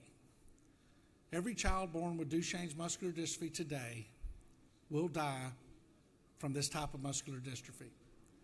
What we're hoping to do is give those parents enough time to plan out what kind of therapy can prolong their child's life, whether it's gene replacement therapy or others that currently exist in multiple locations in Georgia and in other states, and for them to work on the quality of life of that child. If they want to take that child on a vacation, they want to take that child on a special trip, they can do that earlier than later. This bill came to me from a couple that lives less than a mile from where I live. They have 2 little boys. Both of them have this. And thanks to gene therapy, the second one is able to get up and go into school out of his dad's truck into the school by himself, where if they did not have the therapy that they're going through right now, that child would be in a wheelchair. So all I'm asking is this be added to the panel. We've been working with the department about this, Dr. Toomey and her team, looking at the necessary costs, if any. We've worked on it with friends over in the House to make sure that the budget, if there is a cost, it would be minimal, and I do mean minimal, because we all have the equipment. We just have to have the reagents that test for this particular disease, and those reagents are out there, and other states do this on a hill prick. And to speak briefly on the hill prick, I have a 5-year-old daughter, and if it was not for the hill prick, we would have not known that Andy is one of 6 children that have a particular disorder. And if we were not aware of that, and she would have gotten sick with the flu or severe cold when she was a small child, if we did not know that she had the disorder that she has, my daughter would not be the healthy girl she is today. And all I want to do is give the parents that live down the street from me the same opportunity that the hill prick gave my wife and I and our daughter. And with that, Mr. President, I'll yield for any questions. You have no questions, Senator. Thank you, Mr. President. I yield the well. Does any other senator wish to speak for or against the measure? Chair hears none. Is there objection to the previous question being ordered? Chair hears none. The previous question is ordered. Is there objection to agreeing to the report of the committee which is favorable to the passage of the bill? Chair hears none. The report of the committee is agreed to. Is there objection to the main question being ordered? Chair hears none. The main question is ordered. Questions on the passage of the bill. All those in favor vote yea. All opposed, nay. Secretary, unlock the machine.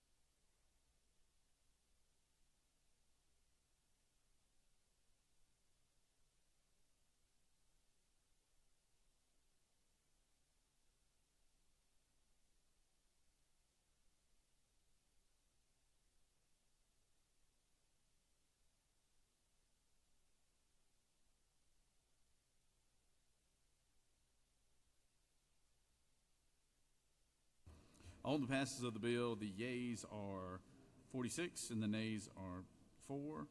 This bill, having received the requisite constitutional majority, is therefore passed. Senator from the 24th, for what purpose do you rise? Mr. President, I'd like to excuse Senator from the 23rd for doing business inside the Capitol. Without objection, Senator from the 23rd is excused. Moving on to Senate Bill 131. Secretary, read the caption. Senate Bill 131 by Senator Hodges III and others. The bill is being entitled an act to amend Chapter 10 of Title 49 of the Official Code of Georgia annotated related to Georgia Board of Health Care Workforce, so as to provide for the establishment of the Georgia Healthcare Professionals Data System, to provide for definitions, to provide for collaboration with state licensing boards, to provide for a publicly accessible website, to provide for a collection of data from state licensing boards, to provide for specified data, to provide for seeking of funding sources, to provide for related matters, to repeal conflicting laws, and for other purposes. Mr. President, the Senate Committee on Regulated Industries and Utilities recommends this bill to pass by substitute. Respectfully submitted, Senator Cowser of the 46th District, Chairman. Mr. President, the Senate Committee on Regulated Industries and Utilities offers the following substitute to Senate Bill 131. The bill to be entitled an act to amend Chapter 10 of Title 49 of the Official Code of Georgia annotated related to the Georgia Board of Health Care Workforce, so as to provide for the establishment of a Georgia Healthcare Professionals Data System and for other purposes. That completes the order, Mr. President. Recognize the Senator from the 3rd. Speak to the bill.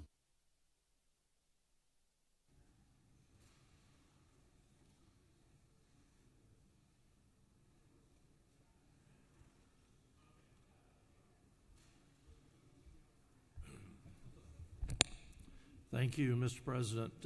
Colleagues, I bring you Senate Bill 131. bringing it forward, the Georgia Board of Healthcare Workforce. The purpose of this bill is basically to provide better healthcare information to Georgia consumers. It does that by establishing a statewide website list of healthcare providers listed by demographic information. The bill, as you can see, lists 28 separate types of healthcare providers, from physicians and acupuncturists to psychologists to licensed practical nurses to dietitians, 28 in all, and it lists 15 different licensing boards. What the board does is that it requires that the board and the licensing boards collaborate to get information out to put this list together. And each of the healthcare providers will be listed by age, by gender, by proficiency in English and other languages, by the location of their practice, and by their license type. There will be no personal information listed on this website. And basically, there will be two types of people using this information. One will be the folks who plan for the future health care of our state to make sure that we have the proper providers in all areas of our state. And then the other folks who use it would be any consumers looking to find any particular type of health care in their area. The bill also notes that the Georgia Board of Healthcare Workforce can search for grants and other money to pay for this. Mr. President, I'll yield for questions. You have no questions, Senator. Thank you, Mr. President. I yield the will. Does any other senator wish to speak for or against the measure? Chair hears none. Is there objection to the previous question being ordered? Chair hears none, and the previous question is ordered. The question is on the adoption of the committee substitute. Is there objection to the adoption of the committee substitute? Hearing none, the committee substitute is adopted. Is there objection to agreeing to the report of the committee which is favorable to the passage of the bill? Chair hears none. Report of the committee is agreed to. Is there objection to the main question being ordered? Chair hears none. The main question is ordered. Questions on the passage of the bill by substitute. All those in favor vote yea. All opposed nay. Secretary, unlock the machine.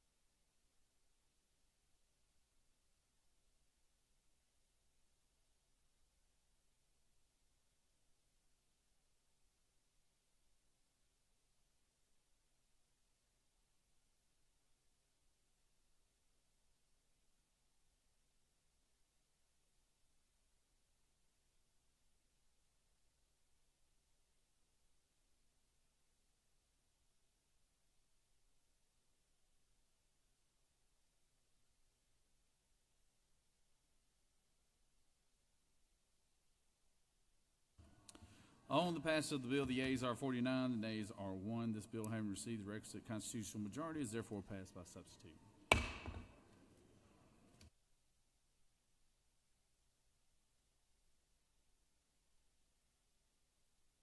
Secretary reads Senate Bill 141. Senate Bill 141 by Senator Hatchett of the 50th and others, a bill to be entitled an act to amend Title 48 of the Official Code of Georgia annotated relating to revenue and taxation so as to extend the appeal and protest period from 30 days to 45 days for tax assessments, to clarify final determination language for federal income tax adjustments, to provide for related matters, to provide for an effective date and applicability, to repeal conflicting laws, and for other purposes.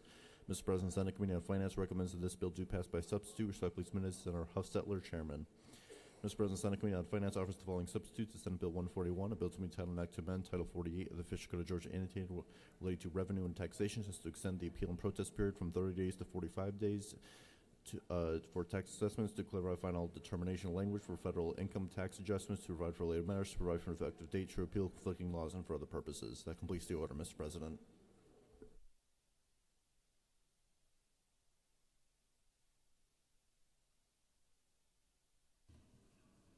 Recognize the Senator from the 50th. Speak to the bill.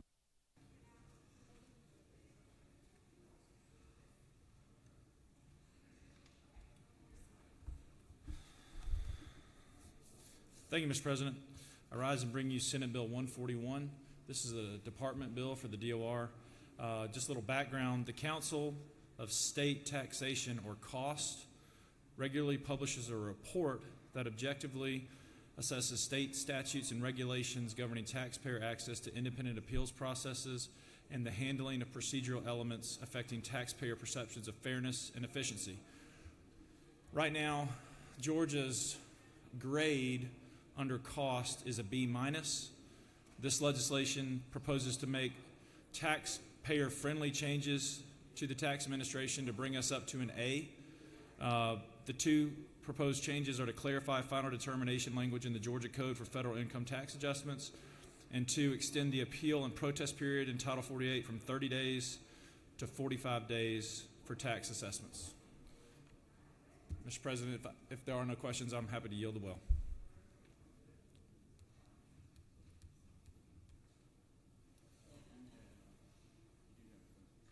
Thank you. You do have one question, Senator. Recognize the Senator from the 26th. Will the gentleman yield? I will. Senator, will this have any repercussions like House Bill 581 that everybody's opting out of? No, Senator, this will have no You, repercussions. you understand what I'm asking then? Yes, Yeah. I do. And if the boards of education, county commission, they are opting out of House Bill 581. And so what I'm asking is, if we do this, we won't have those kind of repercussions. No. You have no more senators. I mean, you have no more questions, Senator. Thank you, Mr. President. I yield the well. Does any other senator wish to speak for or against the measure?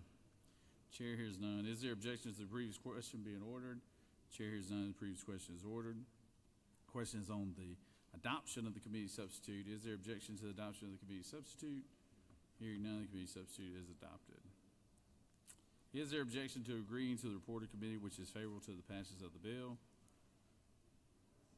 Is there objection to the main question being ordered? Chair hears none, and the main question is ordered. The question is on the passage of the bill by substitute. All those in favor vote yea, all opposed nay. Secretary, unlock the machine.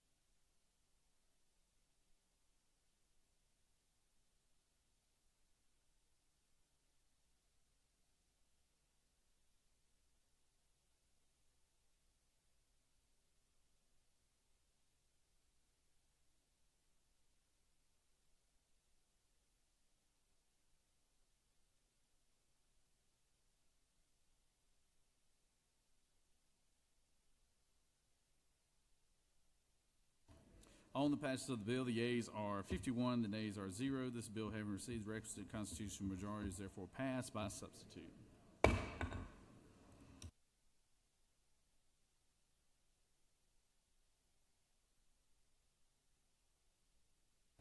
Secretary reads Senate Bill 69. Senate Bill 69 by Senator Kennedy of the 18th and others, bill to be entitled Act to amend Title 7 and Article 5 of Chapter 11 of Title 9 of the Official Code of Georgia annotated, relating to banking and finance and depositions and discovery under the Georgia Civil Practice Act, respectively, so as to regulate third-party litigation financing practices in the state, to provide a short title, to provide for related matters, to provide for an effective date and applicability, to repeal conflicting laws, and for other purposes. Mr. President, the Senate Committee on Judiciary recommends that this bill to pass. Respectfully submitted, Senator Strickland, 42nd District Chairman. That completes the order, Mr. President. Recognize the senator from the 18th.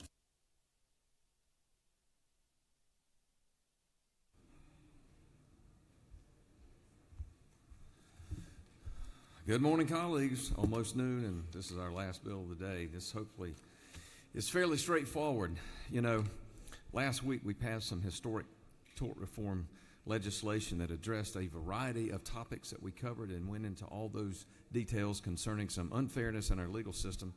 Today I bring you the second portion of Governor Kemp's tort reform legislation, which is focused only on one issue that has increasingly become problematic for people, especially those that have needed additional resources when they find themselves in the middle of litigation, civil litigation.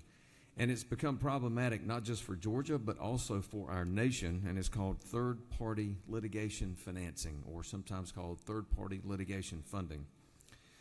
For those of you that are unaware, third-party litigation financing, or TPLF, refers to a contingency arrangement between a non-party financier and a party or a potential party to a lawsuit in exchange for an actual property interest in the anticipated judgment that the plaintiff is seeking to obtain through the process of the case, with the expectation, of course, of a return.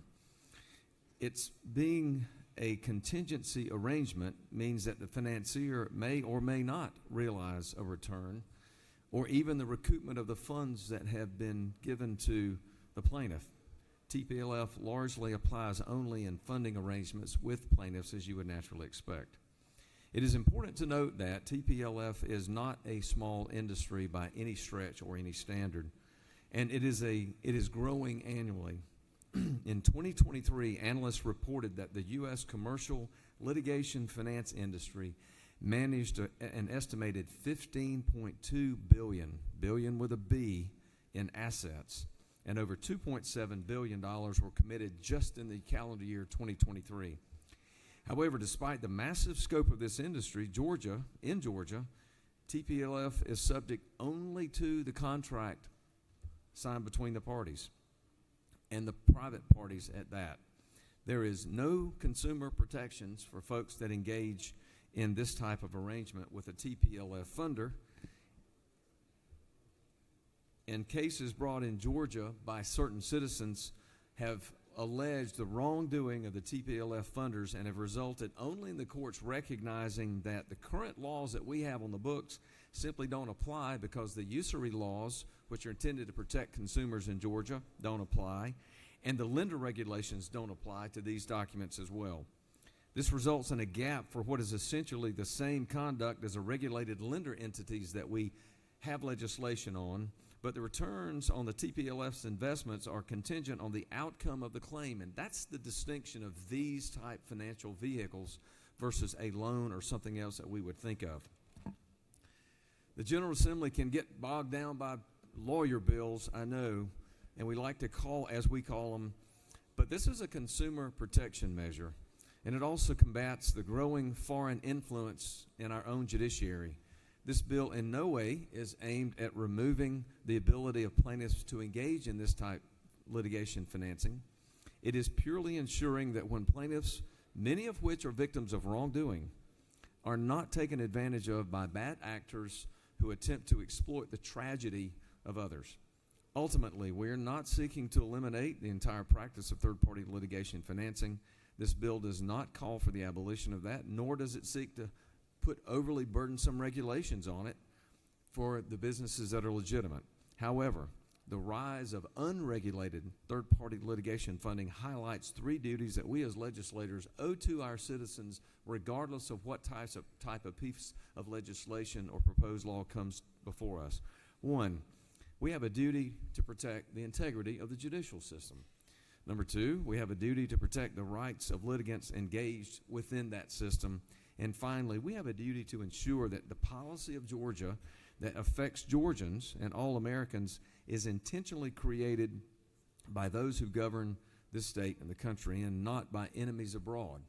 And that's the last comment I'll make. One of the things that has brought this to our attention and that has made this to be something of a very critical nature is that it has been exposed that many of the third-party litigation financiers are foreign adversaries to this country, Communist China, Russia, and others. And you may think, other than the incredible returns that some of these investments produce, why would they be getting involved? And the reason is it gives them a foothold into our civil justice system that could give them access to information that they otherwise wouldn't be able to have. Think data, think technology, think things like that. So it's a good consumer protection measure. It requires disclosure, and it also addresses a rising problem of foreign adversaries involving themselves and investing and gambling, quite frankly, on our civil justice system. We don't need that, and I encourage your support for the bill. Happy to answer any questions, Mr. President. You do have a few questions, Senator. Okay. Recognize the senator from 22nd. Senator Yield? I do. Is it not true that this does not ban third-party litigation, but puts some kind of guardrails to it, like the litigator cannot have, they can't choose your counsel, or they can't necessarily try to get a certain remedy. So it doesn't ban the practice, it just puts guardrails around. Is that kind of like what you're shooting for here? That is, Mr. Leader, that's exactly what it does. It does not ban the practice. It just puts some consumer protections in place for those that find themselves engaged in this type of contract. All right, thank you. Yes, sir. Recognize the senator from 38. Thank you, Mr. President. Does the gentleman yield? I certainly do. Mr. President Pro Tem, is it not true that by supporting this bill, one would be supporting consumer protection reforms in our state? Senator, you are absolutely correct. That is the heart and purpose, and that's what we're trying to accomplish. Does the gentleman yield? Yes, sir. Is it not further true that by supporting this bill, in fact, a Democrat would be supporting a portion of the governor's tort reform legislation? Is that not true? Senator, me and many others in this chamber look forward to seeing your green vote on this bill and supporting the governor's tort reform measure in this regard, and I thank you for that. Thank you. Recognize the senator from 27th. Thank you, Mr. President. Pro Tem Yield. I sure do. I want to ask you a question about the foreign interference piece of this. You said as it relates to technology. I want to make sure I understand the types of cases you're talking about. I would assume, and correct me if I'm wrong, but are you talking about cases where certain technology advancements that are created in America would become available in discovery, such as source code, patented information, and patent cases, would then be available in discovery, and by these foreign countries funding these cases, they're actually able to pierce the veil of a lot of our trademark technologies here in the States, and that's part of what we're trying to stop China from doing, particularly with this bill. Mr. Chairman, that is a very good explanation of the detailed issue of the foreign adversary threat we are trying to address. Yes, sir. Thank you for that. Recognize the senator from the 55th. Morning, will the senator yield? Good morning, I do, to my friend from the 55th. Fantastic. Is it not true that yours truly is not on the Judiciary Committee, notwithstanding him being an esteemed attorney for many years in the state of Georgia? To the senator from the 55th, to a freshman in this chamber, I do believe that's correct. You're not on the Judiciary Committee. Yes, sir. Thank you. And is it not further true that I am a plaintiff's attorney in the state of Georgia and have been so for about a generation now? I'm sure you know of which you speak, and I'm sure you speak the truth, sir. And it's further true that I am against foreign adversarial threats to our judicial system. And I would simply ask, what are the three, because I really do not know and understand what this does. I understand you're saying it puts guardrails, but what are the three major guardrails it actually does put up? Because I personally do not utilize third party, because basically there are some plaintiffs' attorneys that don't have money to finance their cases. For example, I have a case right now, I have to put over $100 grand in it, and some attorneys just don't have that kind of money. So are you inhibiting plaintiffs' attorneys from accessing capital because it's about the money? No, Senator, this does not inhibit access to capital at all. As to my response to the minority leader's question, this does not seek to abolish the practice. It does not seek to get rid of this business. What it does seek to do is put some guardrails up for the protection of, in your example you've given, your client that enters into a private contract with a third-party litigation funder. Right now, because the vehicle, this animal, this sort of arrangement is not a loan, because there's no requirement for a payment back unless there's a successful result at the end of the case. It's not a security because it's not deemed to be an investment. So the typical purviews we think of state government that would be utilized to oversee this to make sure that consumers are protected would be perhaps the banking analysis or securities analysis. And the way they're currently written, neither apply. And so when we've had aggrieved plaintiffs complain about their treatment by these third-party litigation funders where people have been very unfair to them, in some cases, as I understand, Senator, so much so that the recovery of the third-party litigation funder exceeded and sometimes consumed the vast majority of the recovery. And the plaintiff, the injured person, doesn't get anything. One of the protections in here says that the recovery of the third-party litigation funder can't be greater than that of the plaintiff. I mean, some very common sense. And also the other consumer-type protections that are in here that says this has got to be in writing. There's also some provisions that certain provisions in the bill must be contained within the third-party litigation funding contract. And it also requires for just some other minor issues that are all designed to be protective. Is it not true that I think this is a good piece of legislation? I can't wait to see your green vote for this, Senator. Thank you for that. Yes, sir. Recognize the senator from the 16th. Senator Gill. I do. Yes, sir. This bill, thank you for bringing it. I think it does a great job of putting guardrails up on an industry that had no guardrails at all, and I believe it's good for the people of the state of Georgia. But does this in any way address the selling of claims? Because we have a practice in which claims are sold, the person takes a lesser amount of money, and someone else takes their position and has litigation, and that person is limited by selling it. This does not deal with that practice at all, as I'm understanding it. This does not, Senator. I want to be clear. I think when you say selling the claim, you would be referring to the assignment of the cause of action or the right. No, sir. This does not address that. Okay. I just wanted to make sure. Thank you, sir. Sir. Appreciate it. Recognize the senator from the 53rd. Thank you, Mr. President. With the President Pro Tem yield. I sure do. If a Republican was to vote yes on this piece of tort reform, but no on the other piece of tort reform, can I still expect a primary challenge from the governor?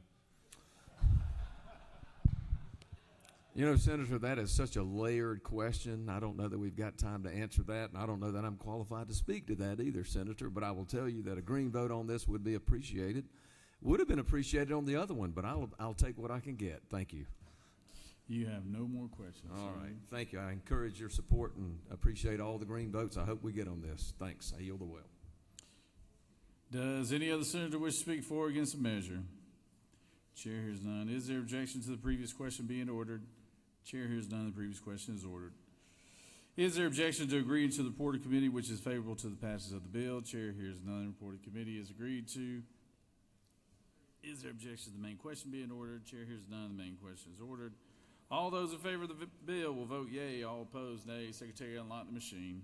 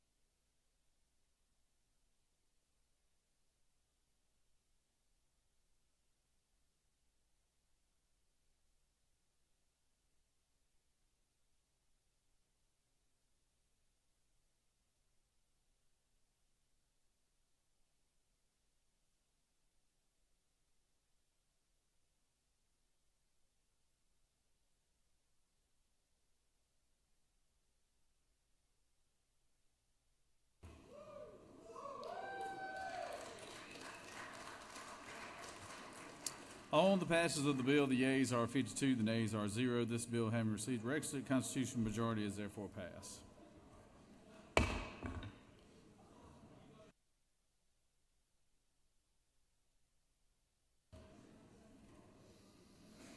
Recognize the majority leader for a motion.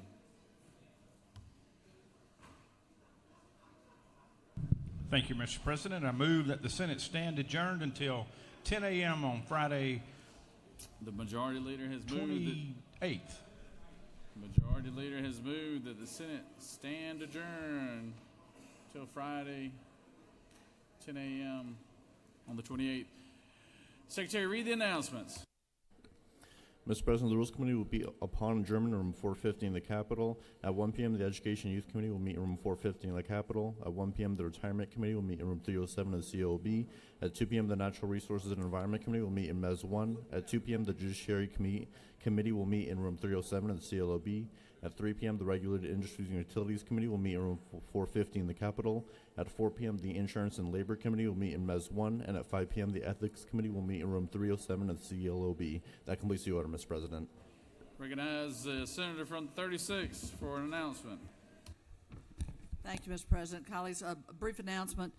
You're invited to the luncheon meeting, hot food, I believe, let's hope so, today of the Working Families Legislative Caucus. It'll be in CLOB 307 immediately upon adjournment. Thank you. Any other announcements? Recognize Pro Tem. All right. Thank you all for that vote. I appreciate the support, and so does the governor's office. Tomorrow, John Bullock Day. So if you've got a good pair of freshly pressed jeans, wear your blue jeans tomorrow. We'll celebrate John Bullock Day as we head into Friday before we all go home for the weekend. Thank you. All right. Any other announcements? The Majority Leader has moved that Senate stand adjourned until tomorrow morning at 10 a.m. All those in favor signify by saying aye. All those opposed, no. The ayes clearly have it. Y'all have a good one.